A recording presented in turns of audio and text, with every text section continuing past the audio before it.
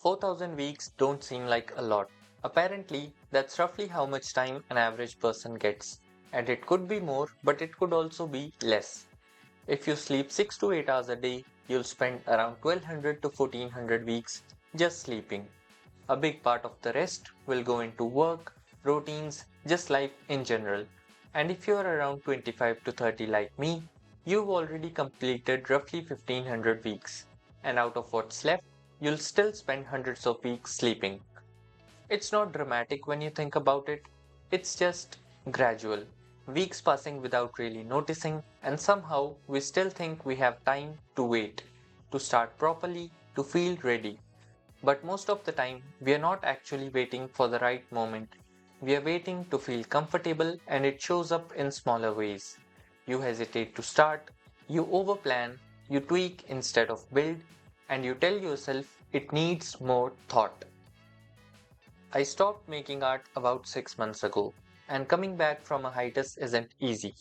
The procrastination doesn't let you start anything small, and the imposter syndrome stops you from planning something big. So you just stay in between, not starting, not committing. Recently, I started learning how to make games for two major reasons. First, I love playing games and I've always wondered how it's done.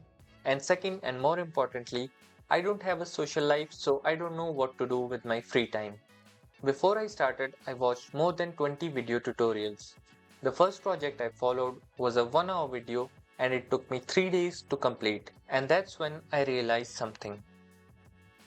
Watching tutorials feels like learning, but it's also a form of procrastination until you actually start your own project because the idea in your head doesn't match your first draft, and that's usually where things stop. That gap is the problem. The idea feels complete in your head, but the moment you start, it looks unfinished, smaller, and instead of continuing, you think you need more preparation, more clarity, more confidence. But that gap doesn't go away before you start. You start with it. And the only way it closes is by making things anyway. And while all of this is happening, time is still moving. Weeks are still passing quietly. If you're watching this right now, don't overthink it. Start something small today because someday you won't be able to say, I'll start one day.